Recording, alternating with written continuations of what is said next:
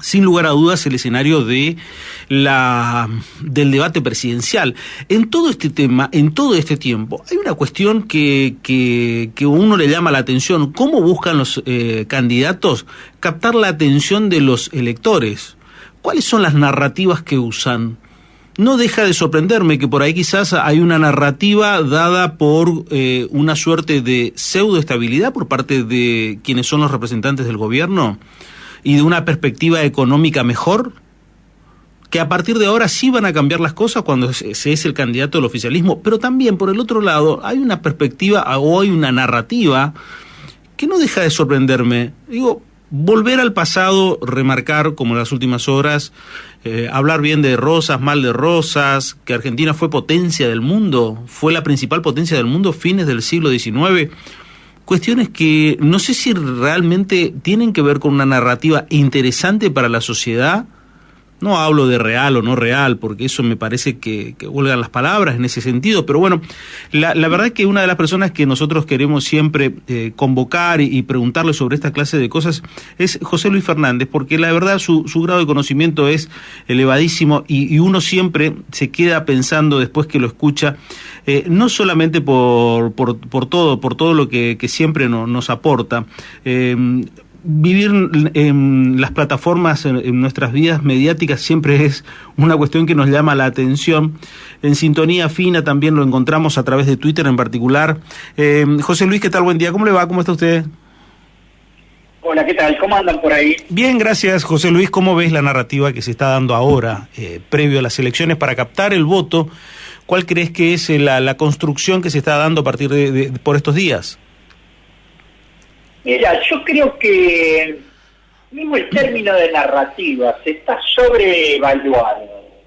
Es verdad que cualquier estrategia de campaña trata de generar continuidades, secuencias entre antes y después, tanto históricos, como decías vos recién, como argumentativos. Para mí, si uno no quiere entrar en esa escena que está tan polarizada cuando uno ve en Twitter como que es o la continuidad del abismo o la presencia de un nuevo abismo, a mí me parece que un ejercicio metodológico para el ciudadano, ¿no? Es, en vez de pensar en la narrativa, es pensar en los mosaicos que cada uno de los candidatos lleva consigo, ¿no? Y yo creo que los mosaicos están presentes, a lo mejor en diferentes modos, distintas acentuaciones en sus partes, pero en buena parte de la población que vive en este ecosistema mediático mientras trabaja, mientras estudia, mientras investiga, mientras hace cualquier cosa. Entonces a mí me parece que por un lado está esta discusión sobre el pasado. Viste que el pasado puede tener 150 años, 6 años, o 1 año y medio. Entonces, ese tipo de formato ya nos permite tomar distancia de qué hablamos con cada una de esas periodizaciones.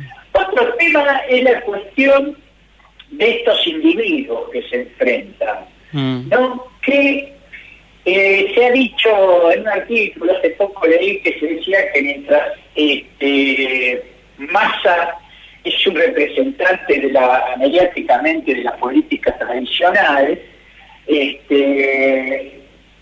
Milei es un producto de la política en plataformas. Y yo ahí me gustaría meter un matiz en este mosaico, digamos, ¿no? A ver.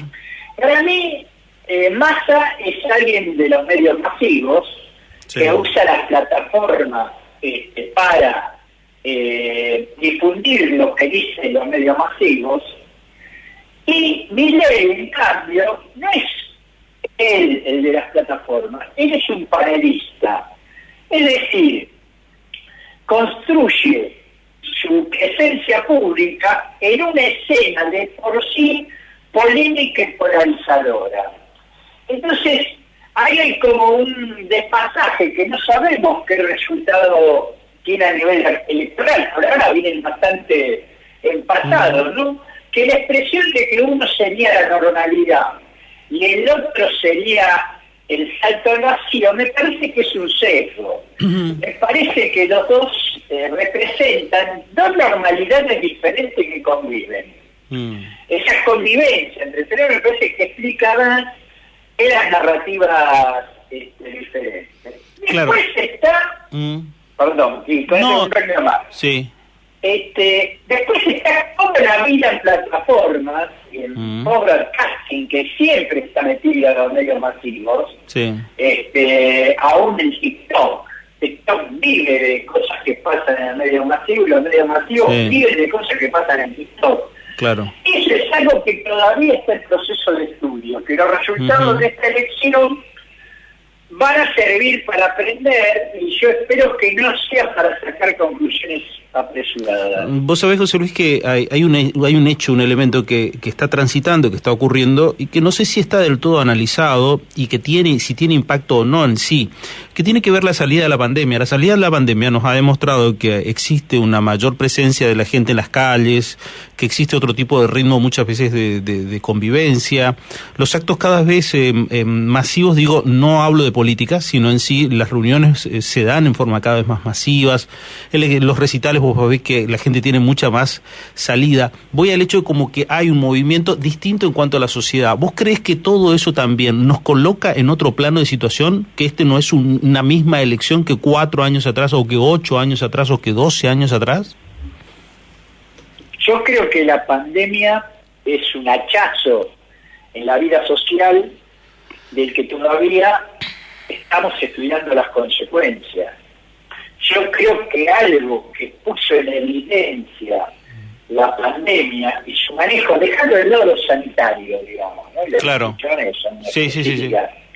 Pero lo que puso en evidencia es que la política transversal, porque pasó en distintas gestiones, por ejemplo, no tiene idea de cómo son los viejos y de cómo son los jóvenes. O sea, se pensaba que los jóvenes frente a una computadora o con el smartphone eran felices, y no. Se pensaba que los viejos estaban en su casa y necesitaban asistencia, y se descubrió que viejos son Beatriz Arrio, Luis Brandoni, ¿no? Y se les pretendía asistir en domicilio a gente que es totalmente activa a los 80 años, y que participa en las redes.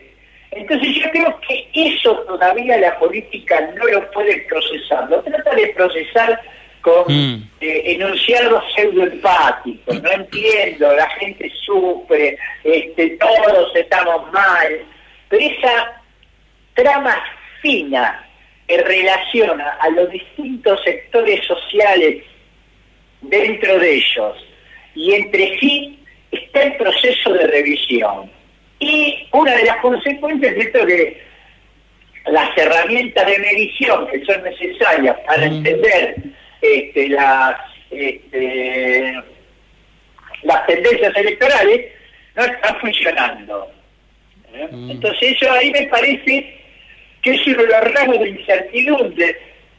incertidumbre frente al próximo balotaje, que no necesariamente es negativo. Yo creo que el hecho de que en una situación tan polarizada entre dos candidatos se discuta mucho y se reflexione y se ponga en evidencia el voto en blanco, el voto nulo, la participación, indican que hay un tercer jugador en el escenario electoral, que es el ciudadano desconocido, el ciudadano imprevisible, el ciudadano que se está transformando, el ciudadano que está construyendo nuevos vínculos.